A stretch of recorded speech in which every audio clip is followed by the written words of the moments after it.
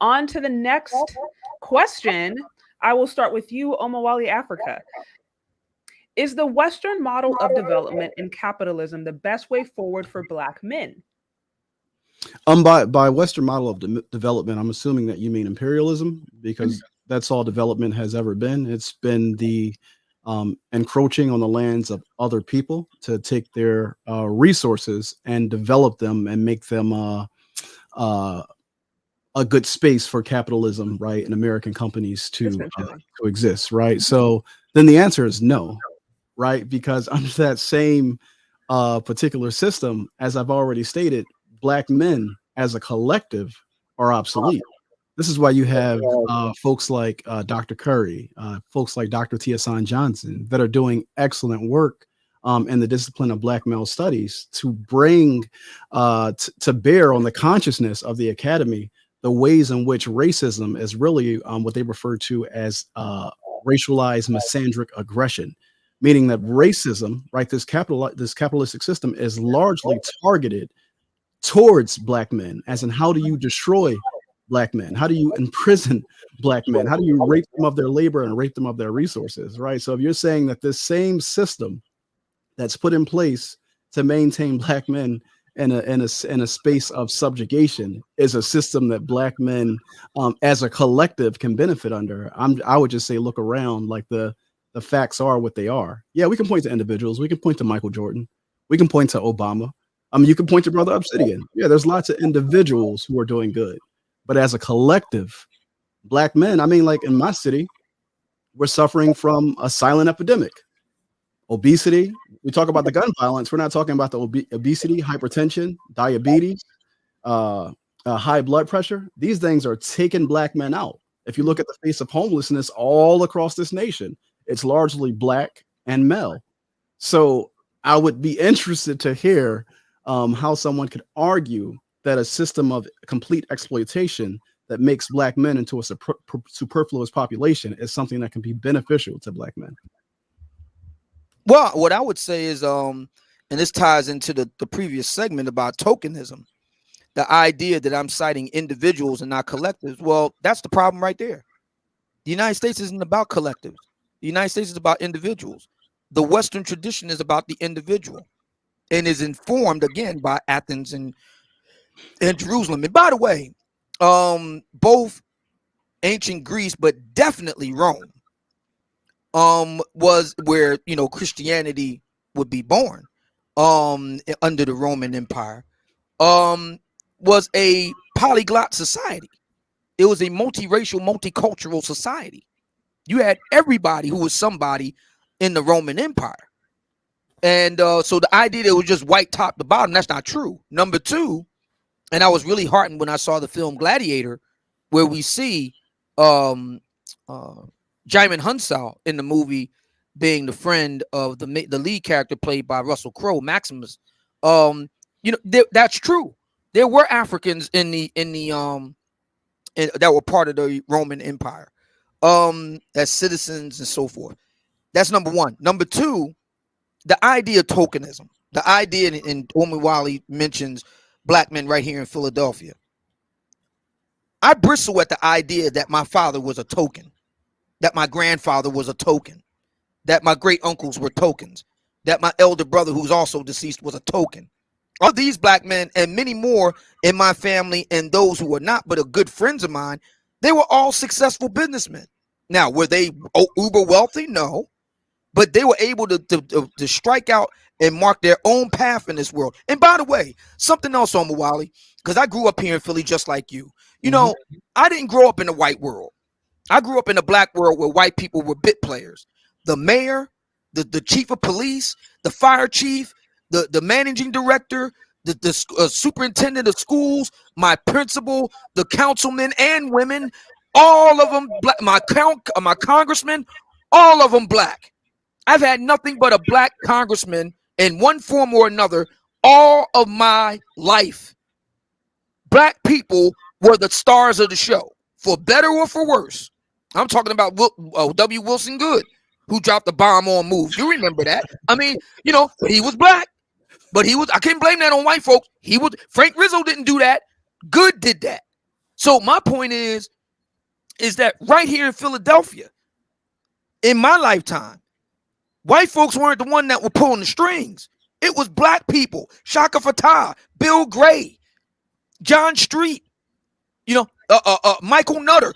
Those were the people that were pulling the strings for the majority of my lifetime. And that was true with other blacks, both in my family and outside of it. And I refuse to believe the idea that they were all tokens. They're not.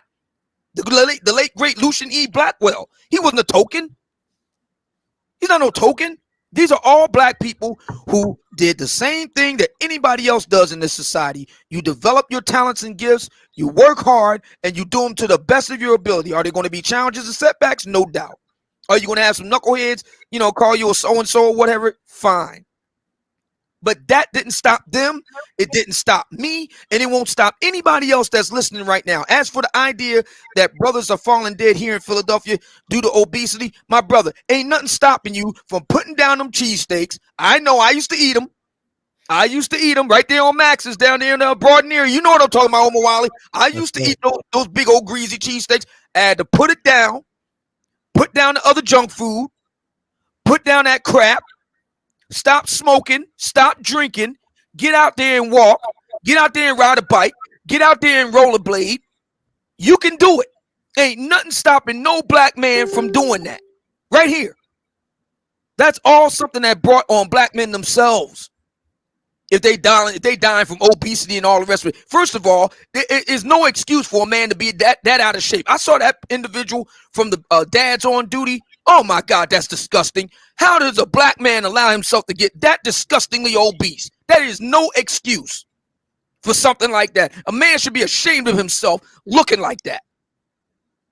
Brother, the majority of black men are obese, though. Like, you have to understand that these are just environmental factors, right? No, the majority of black men are not obese, sir. There was only 37, 38%. Blackdemographics.com, 37% of black men nationally are obese. Now, that's a high number. I will grant you that. That's true, but it's not the majority. All right. If I can just be allowed to, like, when you speak, my brother, I promise you, I'm not even going to interrupt you. I'm going to let you get your complete thought out. So I just ask for the same respect, right? Made me lose my train of thought. You said a lot. I want to respond to some of the points that you raised here. First, you started off by saying you kind of like bristled at this idea of tokenism, which is a kind of like a known reality. So I'm not understanding like why that's kind of like missed on you a bit, but you kind of like you grounded it in this concept that individualism is born of Rome and Greece. But from the very beginning, I've already stated we're not Western people, right? So you're embracing a cultural ideal that is not your own. And in fact, you're embracing a cultural ideal that's meant to aid in your undoing, right? It's the cultural ideal that has you in the condition that you're in right now. Although America preaches individualism, if you look at how their politics and their policies operate, it is very much collective when it's concerned to the condition of white people, right? Right now, there's an opioid crisis all around the United States. White people are suffering in large numbers. The response to that particular crisis is not the same response that you saw to black people. When it was black people, it was all about individual accountability. When it's white people, it's all about what's happening in the environment. What are the environmental factors that are leading this collective to behave in this way, right? So I think that there's a bit of hypocrisy, and I would just caution us as black men not to buy into the lie and or to the hypocrisy. Then you made a few points about your father, your uncles, and God bless to all of those individuals. They were all very much like my father. They were part of a generation that benefited from a wartime economy. They were part of a generation that benefited from significant uplift programs and poverty programs that were aimed at doing something for the black community, which needed to be done in order to help America facilitate its colonization abroad. Because America, if you recall, during this period of time, they were in competition with the communist nations. The communist nations were making hay of the fact that, hey, look how America treats its own black people. So America had to show something different via policy so that it could pony up, right? So it could change its perspectives towards the African nations they were seeking to come into after World War II. So it's funny, you book like the name of somebody like this I don't want to say the word, this dead individual, John F. Kennedy, who facilitated the assassination of like Patrice Lumumba. So it's like, I'm not understanding how we choose to valorize these particular individuals unless we've had some type of like cultural or ideological embodiment that makes us look at them as our heroes. And for me, John F. Kennedy is certainly no hero. All of those programs that your father and my father and that generation, right, the boomers and the generation before that may have benefited from, we've existed under a 40 to 50 year period of what's known as neoliberalism. So about half of Gen X and forward, if you look at the conditions of the people collectively, not as individuals, I mean, the numbers just are what they are, bro. We ain't doing good. So you can't make an argument that black people can do good under the system when in fact, no one truly can do good under the system, right? White economist by the name of Chris Hedges put out a book 2 years ago called America, the Farewell Tour. And he's talking about fourth stage capitalism and the impact that it's having on people in general. You already know what they say: when white America has a cold, black America has the flu, right? So I don't want to go too far down the tangent. I'm just trying to push back a little bit on some of the points that you're making, because I do believe that iron sharpens iron, and I think that through this dialectic we can get to a better truth that isn't built on propaganda but built on a reality. If I may respond to that, I find it interesting. This is the second time that Omawali has cited, he rails against whites, but then uses white sources to make his point against a black man. No such thing as so let me go ahead and cite a black source. This is the second time I've cited a black source. First time was blackdemographics.com. Now I'm going to cite another source, Thomas Sowell. Oh Lord. Noted economist. And Thomas Sowell notes that the single biggest problem holding back blacks is their adherence to, once again, a cracker culture. That's the word he used in his book, Black Rednecks, White Liberals. A cracker culture that itself came from the highlands of Scotland. It's a cultural problem that we're holding on to. The ADOS movement that you mentioned earlier is seriously misguided. It's misguided because the drivers of wealth is very simple in the United States. The drivers of wealth are families. They don't even talk about that. And the other thing that's crazy about that, you mentioned all the various programs that supposedly help my dad and my other male members of my family. The only program that my dad benefited from was the GI Bill, which he fought for. And I remember him telling me that they would give him and the other black GIs hell for trying to go to school on a GI Bill. They would put the white guys in front of them. They would try to dissuade them from going to school and all the rest of it. This is back in the 1950s and 60s. And so that's the only program that he benefited from. And he got that from by hook or crook. But all these other programs and stuff, no. I know what my dad did because I was there with him. I was a de facto apprentice from the age of 7 on up. I saw firsthand what he had to do to get on and make it. That man worked his ass off. I saw it. I remember being up on roofs with him, cold as I don't know what, knocking the ice off the roof in order to put a new roof on. I remember stuff like that. And that's just for starters. So no, my dad wasn't getting no handouts from nobody. And the same thing is true for the rest of the men in my family. We all worked to get what we got. Often despite how whites felt about, my forebears at the time. As far as black people today, Generation X, unless I miss my guess, Generation X remains. I don't even think millennials have beaten us in this respect. Generation X remains the single biggest cohort of black Americans with the highest amount of education. The highest. As a matter of fact, we earn more than the millennials do. Gen Xers I'm talking about. We earn more. So now, do Gen Xers have their problems? No doubt. But this idea that, we're going backward. Matter of fact, younger black Americans have a shortened lifespan because of the obesity and all that you talked about. They're not going to live it. They're projected not to live as long as their baby boomer and Gen Xer forebearers. So there's that. And we can look up the stats on that at blackdemographics.com. Can I reply, Sister Shay? Yeah, you can reply, and then we'll move on to the next question. Yeah. First, Brother Obsidian, can I ask you a question? Yes. Yeah. Are you familiar with the concept of neoliberalism?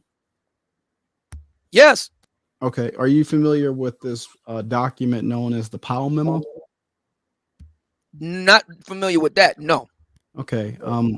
The Powell Memo is a document that was written, I believe, in 1973 by this gentleman, last name Powell. I can't think of his first name, but he was the chair of forget those commerce groups, right? You have like the Greater Philadelphia Chamber of Commerce, right? So like the national, like all of the Chamber of Commerce, like at the national level. So he sent out this memo. The memo was a response to all of the policies and programs that came out of the 60s in the period of intense struggle. And his concern was that a lot of these policies were making an attack on America's wealth. So he developed a strategy.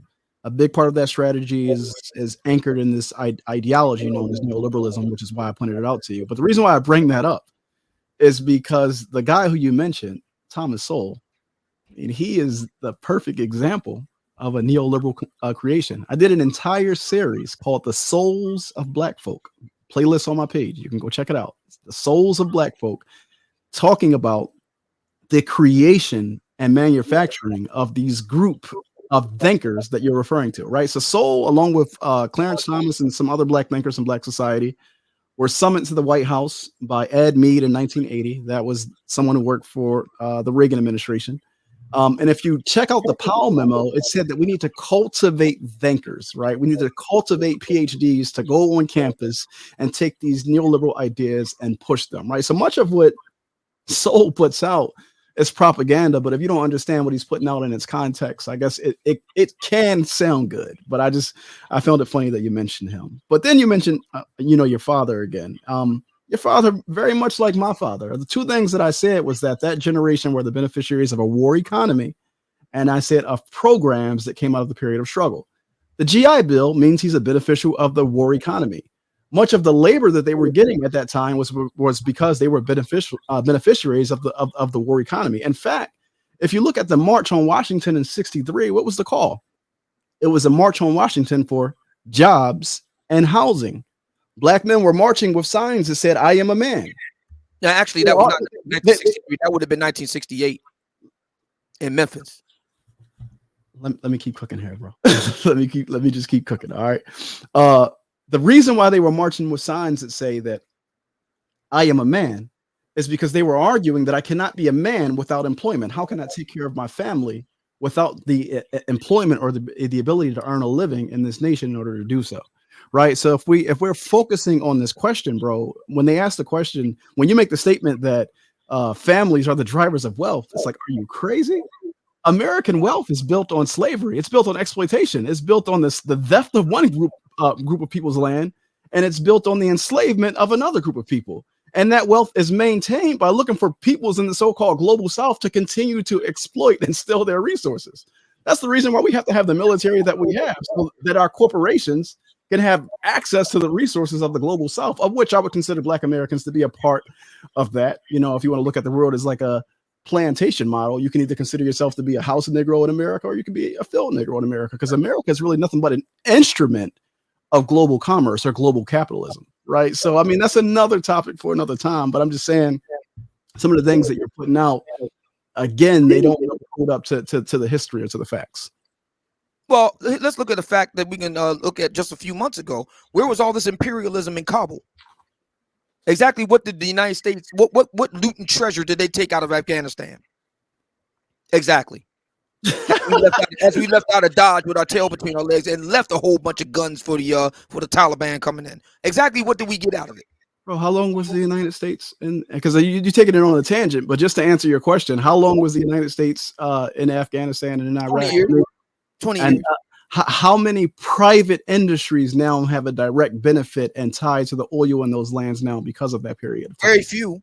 Oh my goodness. Okay. The All right. the Taliban does not want Americans there, and if you stay there on your own, it will not go. It will not end well for you.